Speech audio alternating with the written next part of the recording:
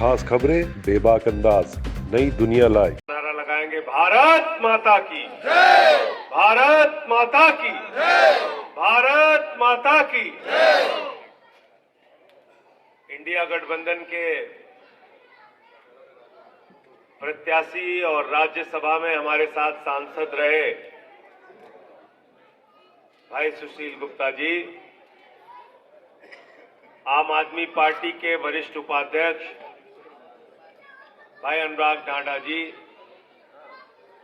Party के जिलाध्यक्ष और पार्टी के सभी कार्यकर्ता साथियों, बुजुर्गों, नौजवान दोस्तों, माताओं, बहनों, साथियों, जब भी मैं हरियाणा आता हूं तो मुझे अन्ना आंदोलन की याद आती है। अन्ना आंदोलन जिसने पूरे देश को जगाया, अन्ना आंदोलन जिसने पूरे देश को खड़ा किया, उस आंदोलन में सबसे बड़ी भूमिका अगर किसी राज्य की थी तो हरियाणा के लोगों की थी। हरियाणा के लोगों ने उस आंदोलन में बहुत बढ़ चढ़ के हिस्सा लिया। आज भी मैं जिस गांव में जा रहा हूं, लोग मिलते हैं, कहते हैं अन्ना आंदोलन में आपके साथ था। क्यों थे अन्ना आंदोलन में आप साथ? आप अन्ना आंदोलन में इसलिए साथ थे कि आपको एक उम्मीद जगी थी। अन्ना हजारे जी से, अरविंद केजरीवाल जी से, आंदोलन को चलाने वाले लोगों से। कौन है अरविंद केजरीवाल, जिसने पूरे देश को जगाया, जिसने पूरे देश को खड़ा किया? वो अरविंद केजरीवाल कहीं और का नहीं, आपके हरियाणा का लाल है, आपके हरियाणा का बेटा है, आपके हरियाणा का भाई है। आईआईटी में सिलेक्शन हुआ। आईआईटी में सिलेक्शन पाना कोई सामान्य बात नहीं होती, और उस जमाने में आईआईटी में एडमिशन पाना बहुत बड़ी बात होती थी। आईआईटी में अरविंद केजरीवाल का एडमिशन हुआ। पढ़ाई पूरी की तो आईआरएस की नौकरी दी, इनकम टैक्स के कमिश्नर बने। चाहते तो करोड़ों रुपए कमाते, बहुत बड़े बंगले में रहते, आराम से रहते पूरी जिंदगी। लेकिन उस इनकम टैक्स कमिश्नर की नौकरी को लात मार के अरविंद केजरीवाल जी ने देश सेवा का संकल्प लिया। बताओ लिया कि नहीं लिया? झुग्गी बस्तियों में रहे, आरटीआई का आंदोलन चलाया, मजदूरों के लिए काम किया, किसानों के लिए काम किया। और इतना ही नहीं, 2011 के अंदर आंदोलन किया। पहले 10 दिन का अनशन किया, फिर दिल्ली के अंदर बिजली के नाम पर हो रही धांधली के खिलाफ 15 दिन का अनशन किया, शुगर के मरीज होने के बावजूद। बताओ हिंदुस्तान में कौन सा नेता है? 15 दिन का अनशन किया। दिल्ली की जनता ने अरविंद केजरीवाल को पहली बार में मुख्यमंत्री बनाया 2013 में। मुख्यमंत्री बनने से पहले हम लोग चुनाव प्रचार में जाते थे, लोग हाथ पकड़ लेते थे झुग्गियों में। केजरीवाल साहब अपने बिजली का बिल चुकाने के लिए अपनी बीवी का गहना गिरवी रख दिया, घर की फ्रिज बेच दी। बिजली का बिल बहुत ज्यादा है, हमारा गुजारा नहीं होता, बच्चों की पढ़ाई नहीं हो पाती, दवाई नहीं हो पाती। मुख्यमंत्री बनने के 24 घंटे के अंदर अरविंद केजरीवाल ने दिल्ली के अंदर 200 यूनिट बिजली फ्री और 400 यूनिट बिजली आधे दाम पर दी। बताओ क्या गुनाह किया उन्होंने? दिल्ली के अंदर सरकारी स्कूलों में मकड़ी के जाले लगे रहते थे। उन सरकारी स्कूलों में बच्चे टाट पट्टी पे बैठ के पढ़ते थे, टॉयलेट का इंतजाम नहीं था बच्चियों के लिए। आज वही सरकारी स्कूल जाकर देखना, दिल्ली के अंदर आपके इसी हरियाणा के बेटे ने एयर कंडीशन कमरा उन्हीं बच्चों की पढ़ाई के लिए बनाया दिल्ली में।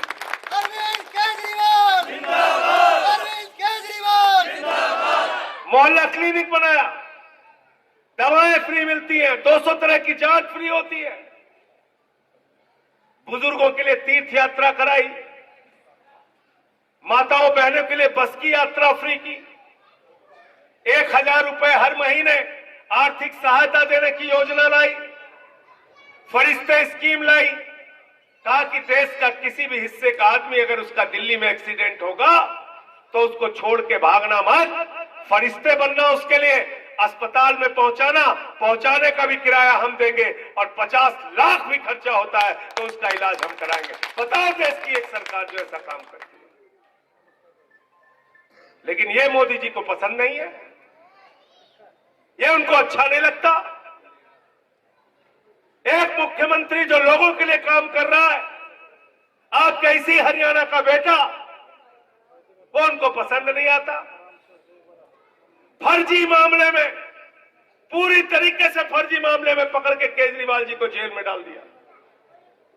मनीष सिसोदिया शिक्षा मंत्री थे, उनको पकड़ के जेल में डाल दिया। सत्येंद्र जैन को पकड़ के जेल में डाल दिया। मुझे 6 महीने जेल में रखा, बार बार दबाव बनाते रहे, इनके आगे झुक जाऊं, इनके आगे झुक जाऊं, इनके आगे झुक जाऊं। मैंने कहा बेईमानो, पूरी जिंदगी जेल में रखोगे, तुम्हारे आगे झुकने वाला नहीं। आम आदमी पार्टी जिंदाबाद, आम आदमी पार्टी जिंदाबाद। लोकतंत्र में बहादुरी से राजनीति करेंगे जब तक जिंदा है, कायरों की तरफ पीठ दिखा के भागेंगे नहीं। हम आम आदमी पार्टी के लोग हैं, आंदोलन की कोख से पैदा हुए। इसलिए हरियाणा के लोगों आपसे कहने के लिए आया हूं, आपका इतिहास बहादुरी का इतिहास है।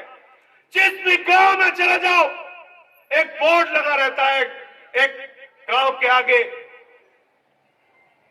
एक दरवाजा बना होता है, एक गेट बना होता है, उस गेट पे किसी न किसी शहीद का नाम लिखा होता है, कोई न कोई स्मारक स्थल होता है जहां इलाके के शहीदों का नाम लिखा होता है। क्या किया भारत के प्रधानमंत्री ने? हमारी भारत माता के साथ गद्दारी।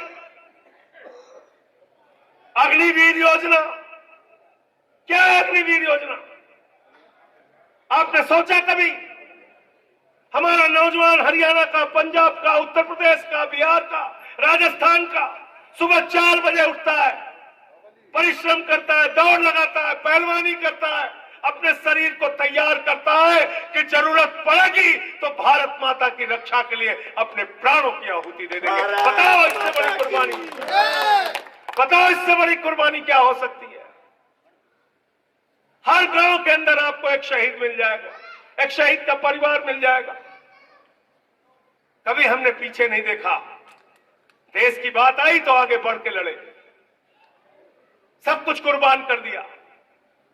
अग्निवीर 17 साल में जवान बनेगा, 21 साल में रिटायर हो जाएगा। बाप नौकरी करेगा, बेटा रिटायर हो जाएगा। है कोई योजना ऐसी दुनिया में? यह योजना लेके आए मोदी जी। मोदी जी अग्निवीर योजना लाकर भारत माता की सुरक्षा के साथ, भारत माता के साथ गद्दारी करने का काम किया है। मैं इस बात को कह रहा हूं, अगर आप मानते हो तो इस बार इनको सबक सिखाने का काम करना। अग्निवीर योजना इंडिया गठबंधन की सरकार बनने के बाद खत्म करेंगे और जैसे पहले जवानों की नौकरी होती थी वैसे ही जवानों की नौकरी होगी। जवान को धोखा दिया, कहते हैं हम राष्ट्रवादी हैं। कैसे राष्ट्रवादी हो आप? कहते हैं पहले पाकिस्तान के आगे हमारे लोग रोते थे। ऐसा प्रधानमंत्री अपने देश के ही लोगों की बेइज्जती करता रहता है, शर्म नहीं आती? कौन रोता था पाकिस्तान के सामने? बताओ कौन रोता था? हमारे देश के जवानों ने पाकिस्तान के 2 टुकड़े किए हैं। हमने पाकिस्तान के आगे कभी सर नहीं झुकाया। हम रोते नहीं थे, हम लड़ते थे, हम हराते थे। मोदी कहता है हम रोते थे। बताओ पाकिस्तान बांग्लादेश 2 टुकड़े किया कि नहीं किया? पाकिस्तान का किसने किया? हमारे जवानों ने किया, हमारे घर के बेटों ने किया, किसानों के बेटों ने किया, अपने प्राणों की आहुति देके किया। भारत के प्रधानमंत्री होके आप उनकी शहादत का अपमान कर रहे हैं, कह रहे हैं हम रोते थे पाकिस्तान के आगे। 8 लाख बंदी बनाए थे, हम रोते थे, हम रोते थे। तुमने भारत का सिर शर्म से झुकाया। पाकिस्तान के प्रधानमंत्री को अपने शपथ ग्रहण में बुलाया मोदी जी 2014 के अंदर। उसके पहले, आपके पहले किसी भी भारत के प्रधानमंत्री ने अपने शपथ ग्रहण में पाकिस्तान के प्रधानमंत्री को नहीं बुलाया। आप क्या राष्ट्रवाद की बात करते हैं? आपने पठानकोट में आतंकवादियों का हमला हुआ, वहां हमारे वीर जवानों की शहादत की जांच आपने आईएसआई की खुफिया एजेंसी को बुला के कराया। आप क्या राष्ट्रवाद की बात करते हैं? आप बिना बुलाए नवाज शरीफ के बर्थडे का केक काटने पाकिस्तान चले गए। आपसे राष्ट्रवाद हमें नहीं सीख रहा। हरियाणा के लोग, यूपी के लोग, उत्तर भारत के लोगों के रग रग में राष्ट्रवाद भरा है। मत सिखाओ हमें राष्ट्रवाद, नहीं सीखना राष्ट्रवाद तुमसे। राष्ट्रवाद की बात करते हैं, इसलिए मैं आपसे कहने के लिए आया हूं, जवानों को धोखा दिया। दूसरा नंबर आता है किसानों का। किसानों के खिलाफ 3 काला कानून लेके आए। ये सुशील गुप्ता जी बैठे हैं, आपके प्रत्याशी। मैं और ये दोनों लोग राज्यसभा में थे उस समय। मैं टेबल के ऊपर चढ़ गया, मैंने कहा यह बिल किसानों के खिलाफ है, हमारे देश के अन्नदाताओं के खिलाफ है, इसको हम कतई लागू नहीं होने देंगे। वो बोलते रहे, मैंने माइक तोड़ दिया। हल्ला मचाया बीजेपी वालों ने। संजय सिंह ने माइक तोड़ दिया, संजय सिंह ने माइक तोड़ दिया। मैंने कहा बेईमानों, अगर तुम किसानों की हड्डी तोड़ोगे तो मैं तुम्हारी माइकें तोड़ूंगा। यहां पीठ दिखाने नहीं आया हूं। ये सुशील गुप्ता जी थे हमारे साथ, पंजाब के मुख्यमंत्री उस समय सांसद थे भगवंत मान जी। हम तीनों लोगों ने सेंट्रल हॉल के अंदर, उठा के देख लेना वीडियो, हम तीनों लोगों ने देश के प्रधानमंत्री नरेंद्र मोदी को, जितनी दूर ये पहली कुर्सी लगी है इतनी दूर पे उनके सामने किसानों के हक में और प्रधानमंत्री के खिलाफ मुर्दाबाद के नारे लगाए और किसानों की आवाज को देश की संसद के अंदर बुलंद भैया। आपने किसानों को धोखा दिया। 750 किसानों की शहादत ले ली आपने। 3 काला कानून लगाया आपने।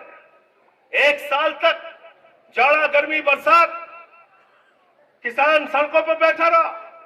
आपने गोलियां चलवाई, आंसू गैस के गोले छोड़े, आपने पानी की बौछारें कराई, बोले दिल्ली नहीं घुस सकते, दिल्ली नहीं घुस सकते। अरे जिन्होंने आपको दिल्ली नहीं जाने दिया, अब उनके कैंडिडेट को कहना हम तुमको दिल्ली नहीं जाने देंगे।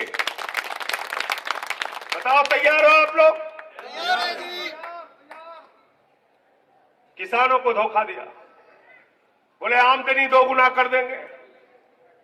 आज तक एमएसपी लागू नहीं की स्वामीनाथन आयोग की रिपोर्ट के हिसाब से। यह है हमारी पीड़ा, यह है उत्तर भारत के लोगों की पीड़ा। परिश्रम करते हैं, मेहनत करते हैं। हरियाणा के, पंजाब के, यूपी के, बिहार के, राजस्थान के लोग अपनी धरती माता से अन्न पैदा करते हैं और उसको बेचने के लिए जाते हैं। मंडियों में लाठियां मिलती है, खाद की बोरी लेने जाओ लाठियां मिलती हैं, बीज मांगने जाओ लाठियां मिलती है, हर जगह में मारा जा रहा। ये राष्ट्रवाद की बात कर रहे हैं। हमारी माताएं बहनें बैठी हैं, देश का प्रधानमंत्री कह रहा है इनका मंगलसूत्र लेके भाग जाएंगे कांग्रेस वाले। ऐसी बातें करते हो आप प्रधानमंत्री? हमें मूर्ख समझा है। 24,000 रुपए सोने का दाम था तोला 2014 में। बताओ था कि नहीं था? बताइए सरदार जी, था कि नहीं? 24,000 रुपए तोला था। आज कितना हो गया? 75,000 रुपए तोला। 75,000 रुपए तोला। खाद महंगा, बीज महंगा, डीजल महंगा, पेट्रोल महंगा, दाल महंगी,